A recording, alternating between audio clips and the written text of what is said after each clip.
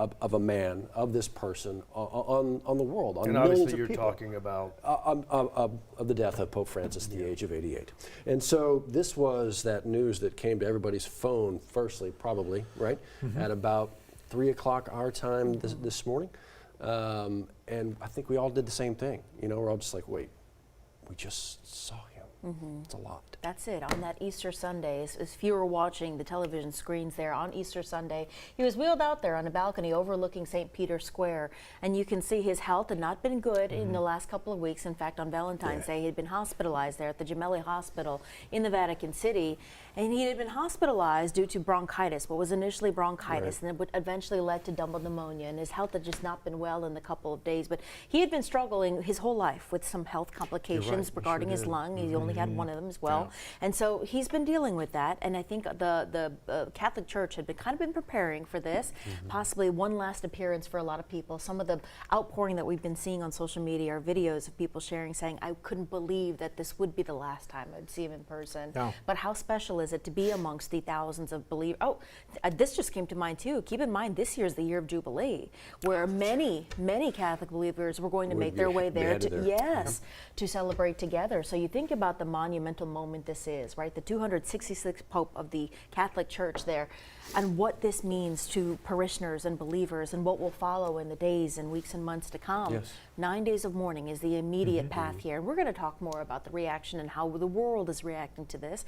But this is a heavy day. It is a heavy day around the world. And you were explaining to us off the air, after that 9 days of mourning comes the process of conclave. That's eventually what will happen, the 15 to 20, and everybody will soon come to learn some names of cardinals they perhaps did not know before, and then some will become the favorite, and you'll hear terms like the preferiti and that kind of thing about those who may be preferred and favorited to perhaps be the next, get enough votes, and everybody's very familiar with the white smoke and the black smoke. We've all seen that's pretty much the only thing we know about the conclave, really, is they do it behind closed doors and locked closed doors for a reason. And so we will begin to see these begin to play out again. There was a time, it reminds me a bit of the passing of the Queen. For so many folks, that particular human being, that Queen was the only Queen they knew, John Paul II. For a lot of folks, that was the only Pope they'd ever known. He passes, you're like, whoa, what happens now? And then they began to see what happens now. For a lot of folks, this may be their first or second time really kind of getting an idea of what happens. But when you talk about Pope Francis and his poor health over recent months and, to your point, years, he recently talked about, I want to die on the battlefield. His battlefield is talking to the people of the world and talking about common understanding and peace and compassion.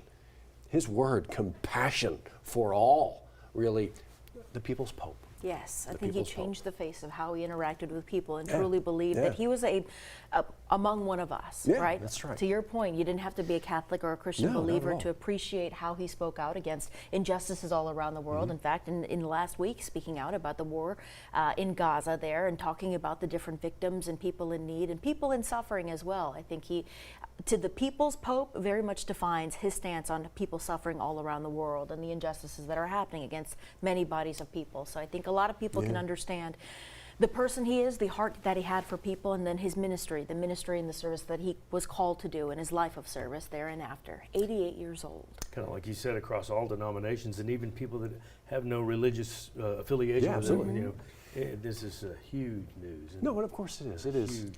It is one of those, we talk about often, being in the news business, there are things that are those gigantic local headlines we talk all about. This is that global headline that everybody will be talking about regardless of religious affiliation.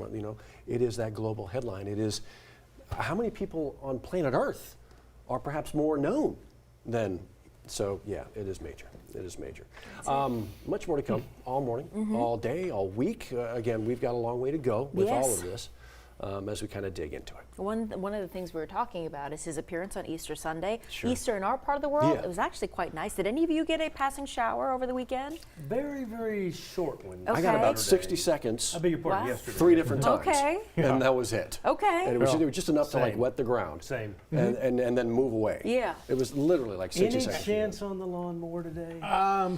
You might be able to get it in. It's going to be a tight window. If you go now, right now. Forget the You've rest of the got show. until- Yeah. No, May I? no. You got to stay. Yeah, I suppose so. You may be causing that traffic hiccup in the next hour or so. Watch out for Johnny with the lawnmower in the back. And the chainsaw, apparently. Yeah, All that, but yeah. we're looking maybe towards the end of the week for better chances to mow and be outside. Yeah, absolutely. So rain chances are pretty high today, tomorrow, through midweek, and then we're looking a little bit lower as we get to the end of the work week, and I'm remaining optimistic that the following weekend will be in good shape. You are looking live over at the False River, courtesy of Our Lady of the Lake Sky 9, and we're not really seeing so much in the way of fog, but there's a bit of haziness out there. 73 degrees, dew points are high, humidity is high, and the chance of rain will go up. Yesterday getting a high of 86 degrees for your Easter Sunday, and we look to be right around that mark for today. Mississippi River at Baton Rouge still expected to peak or crest at 40.7 feet. When it does get to that area, that will be major flood stage territory,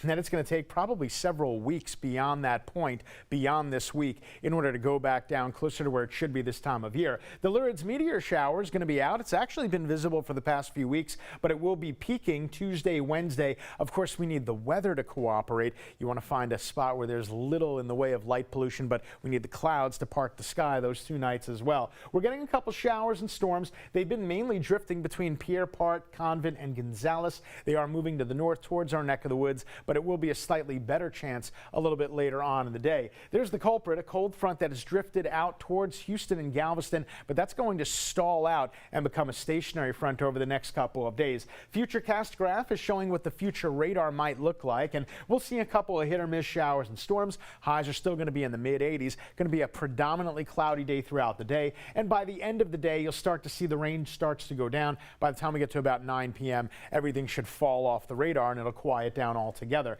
There's that front turning stationary, and it sits right on top of, especially on Tuesday. So tomorrow, believe it or not, we're going to have an even higher chance for showers and storms tomorrow, and rain tomorrow may be heavy at times. As for the threat for severe weather, now fingers crossed it's going to stay very low, or zero altogether. We'll take that. There is a level 1 marginal risk for severe weather this afternoon and this evening. It is a 0 tornado threat, a 0 flood threat, but the 2 things that we're going to keep an eye on, the possibility of strong gusty winds and the possibility of hail. That would be this afternoon and this evening. Over the next week, over the next 7 days, we're expecting a general 1 to 2 inches, but we're going to kind of stretch that out evenly, so we're not going to deal with any bad flood days any of those specific days. For today, highs in the mid-80s with a 50% chance of showers and storms, and in the all-important 10-day forecast, yeah, just definitely keep the rain gear handy right on through midweek. I would say finally by the end of the week, right around Friday, we'll start to totally dry out the pattern, and then we got a stretch of a couple dry but very warm days on the horizon. It is now 7:11. Johnny A., how are the roads? Roads are very good this morning, and Matt reminded me this spring break for a lot of folks today. Some folks had spring break last week and may be back in school tomorrow, but I think we're going to be okay for the most part for most of the week. Still looking pretty good on the Interstate 12 in from Denham. Not a problem at all. Earlier this morning, a little wreck on I-12 West right near the Amy River Bridge. That's gone. Here's I-12 near Millerville and O'Neill. Look at the drive times, all in the green zone. We take that, and then all the way into the downtown area from the 1012. Not bad at all. At 7:11, 11 minutes after the hour, you're watching WAFB 9 News Now. We do it at 7 in the morning, 3:30 in the afternoon, and again at 9 p.m. Get a quick update on some things you might have missed during our on-air newscast right here on WAFB. All right, we'll be right back.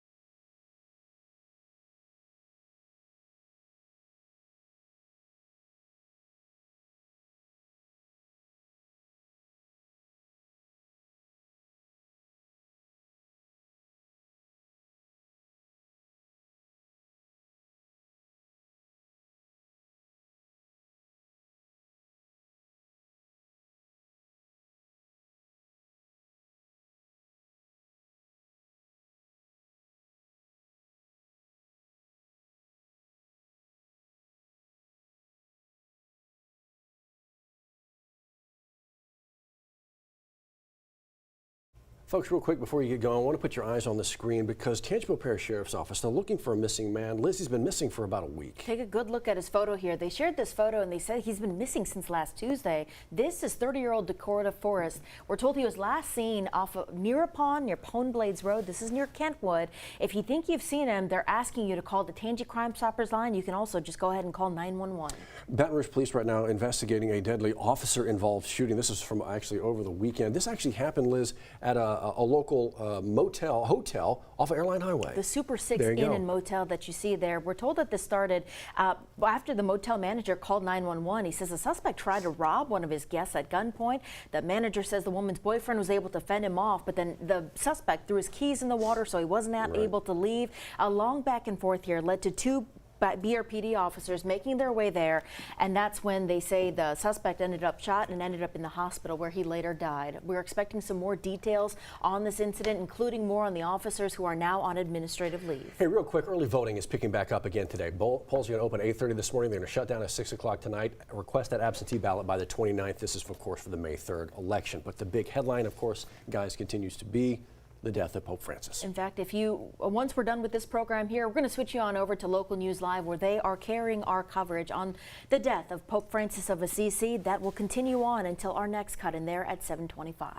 So we'll see you again in about 10 minutes. Much more to come. If it's truck savings you're looking for, then that's what you'll find at Team Toyota. Like a new Tacoma for just $299 a month. Or get 2.9% financing on a new 25 Tundra or $3,000 customer cash. You'll find these savings and more right now at Team Toyota. I-12 at O'Neill.